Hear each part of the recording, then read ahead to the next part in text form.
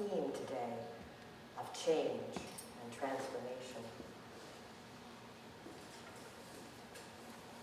Our gospel lesson you've already heard. It takes place at a celebration of a new covenant. In this case, a wedding covenant that marks a change, a significant change.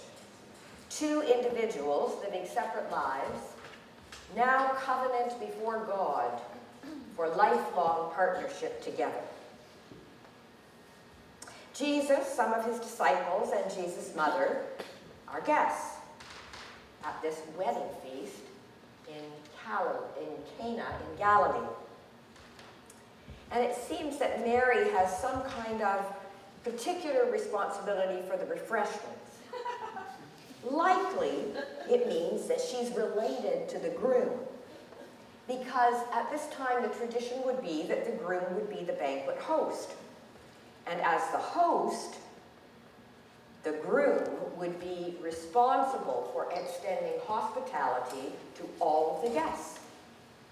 And do keep in mind that at this time, hospitality in the Middle East, if you failed to offer it to guests or to strangers, it wasn't just a social gaffe. It wasn't just something that fell between the cracks. It was a moral failure. It would be remembered forever. We enter the story just in time to hear an exchange between Jesus and his mother. Jesus. They've run out of wine. Jesus, they've run out of wine. Woman, what has that to do with me or with you? My time has not yet come. Does Mary think to herself, sons, what can you do with it? You know, you give your life and you give your body, and this is how they return it? No, I think not, actually. I think more likely we are seeing something that is very characteristic about the writer of John's Gospel. John's Gospel proceeds poetically. It's littered with symbolism. It's a literary gem. It is a thing of beauty. But linear? No, not so much. Mary hears what Jesus says. And maybe wise mother that she is, she doesn't waste time engaging his question, nor inquiring about his enigmatic statement about his time not being at hand. No, instead, she simply turns to the waitstaff and says, do whatever he asks. And then she walks away. Not a bad routine, actually. I wish I'd used it more in my life with my children. If one were staging this, it would be very clear to the audience that Mary trusts that Jesus will do as she has asked. He will save the day. He will somehow provide wine for the banquet. Does he say to his buddies, hey, we got a boogie, and get down to the liquor store before it closes and get enough back here, you know, because they run out of wine? No. That wouldn't be John. That wouldn't be how he'd handle it. Instead, I think John indicates fairly clearly that Mary thinks that Jesus' time has come. And maybe Jesus trusts her insight as well. Whatever the case, he turns to the waitstaff and says, fill up those huge stone jars, the 6 of them, each of which has 20 to 30 gallons of water, or they had 20 to 30 gallons of water when people came in and then ritually washed their hands in order to be ritually clean, to be part of the wedding ceremony. The water's gone down quite a bit right now, so we need them filled up back to the brims. The servants do as he says. They fill the jars to the brim. Then Jesus says, now dip into one of the jars. Take a sample to the wine steward to taste. I wonder, they know what, the servants know where the wine comes from, but did they actually know when they dipped in? Did they see? Could they smell? Did they trust Jesus? Even as Mary had? It doesn't say. It isn't clear. We don't know. Wow, says the wine steward. And he turns to the bridegroom. Most hosts save the worst wine till last. You wait till everybody's had plenty, and then when they don't notice, you bring out the inferior wine. But you, dear friend, you have saved this extraordinary wine until last. And he might have gone on to say, had he known, and in such abundance, 120 to 130 gallons of wine. That's, those 6 big jugs, 120 to 100, and it's an open bar. Is this a heavenly banquet or what? But take note, this abundance of wine of such remarkable quality has not been provided by the host of the day, the bridegroom. This wine for the banquet has been provided by Jesus. Because his mother and the bridegroom were in a tight spot? No. Remember, we're in John's gospel. Symbolism. All that kind of stuff. Poetic. Our first clue to all of that might be that the story begins with the phrase, on the third day. The third day of a wedding banquet? Some places. The third day of the week? No. On the third day. On the third day he was raised, changed, revealed as God's own. But back to Cana. When Jesus responds to Mary's request, he calls her woman. One would think that that is rude. That's his mother, and her name is Mary. Woman? But for John, addressing her as woman clarifies, as does the phrase, my time has not yet come, that Jesus has been called to follow a path beyond his own biological family. His mother has played and will play a very special role in that journey. But his journey is not limited to being Mary's boy child. Jesus addresses Mary as woman twice in John's Gospel. Here at the beginning of his public ministry and later at the foot of the cross, when he charges his beloved disciple John to be as son to her and she to him as mother. In John's Gospel, turning water into wine marks the beginning of Jesus' public ministry. The foot of the cross marks the end of Jesus' public ministry. In John's Gospel, Mary, Mother Mary, and at the tomb, Mary Magdalene are keen witnesses to Jesus' identity. They are, if you like, first apostles. There's another important relational shift that I've alluded to in this story. By Jesus providing mouth-watering wine for the wedding banquet, now the bridegroom, rather than being the table host, Jesus has become the table host.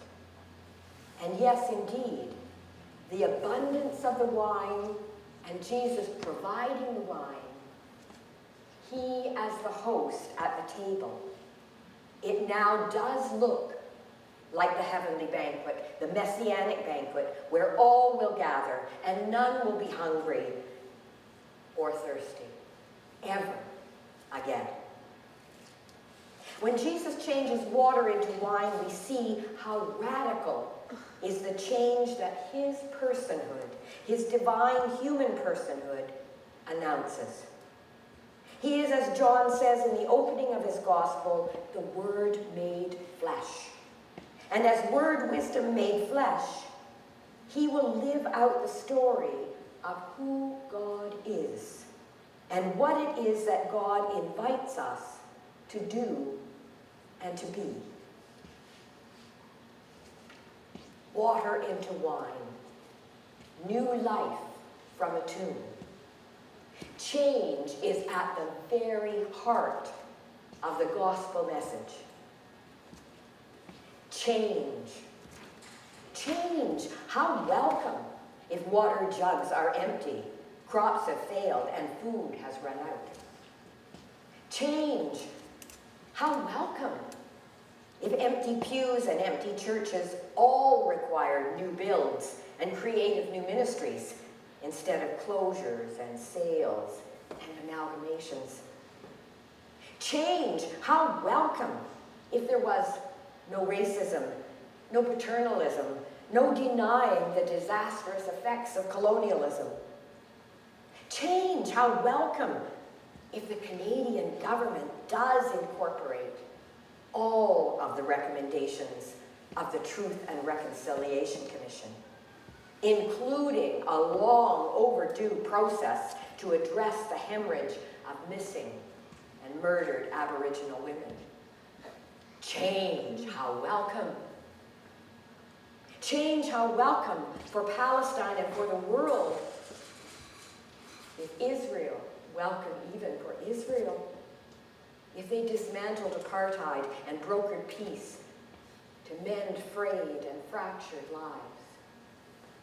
Change. How welcome if global violence turned to peacemaking so that the worst refugee crisis in history from people displaced, especially in Syria, could stop running and dwell in their own safe homes. Change. How welcome if the promises of the Paris summit are kept beyond expectation and as a result inspire further commitments and further ways to stem the tide of climate change. But change is hard. You know it. You're living it.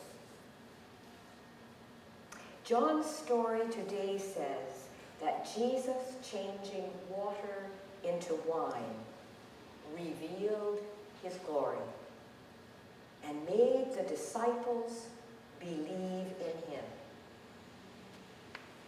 One could also speculate that the story shows that even God incarnate needed a nudge from a wise mother to get him going. One could also note that in order to change water into wine, Jesus needed help from folks willing to follow his instructions and willing to carry heavy loads. He even needed the opinion of an expert consultant to verify the high quality of the product that he was offering.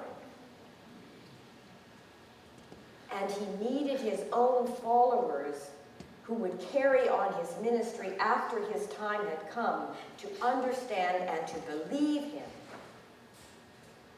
to believe in him, and to believe in the way that he taught. And they did. But if you're not content with just this chapter in John, and instead read the entire book, you will also find out that Jesus' followers found change difficult. When his time had truly come in the garden as he prayed that the cup pass from him, they abandoned him. When he was under arrest, Peter denied ever knowing him. And after his death, they fled. They hid. They cowered. They were desperate. But he came to them. He came to them and showed his wounds. He hallowed their doubts. And he gave them God's Spirit. And the living Spirit of God changed them. Like water into wine, they boldly stepped forward to tell his story. They boldly stepped forward to tell that he is alive forever. Like Mary, they knew he was of God. They knew also that he had taught them and that by the Spirit he would continue to teach them and continue to be with them in all the trials, in all the challenges, in all the changes that would come. He promised to be with them always, always and forever. And that is his promise to us. His promise, no matter what we face, no matter what or how difficult the change. He is with us now and forever. Let us pray.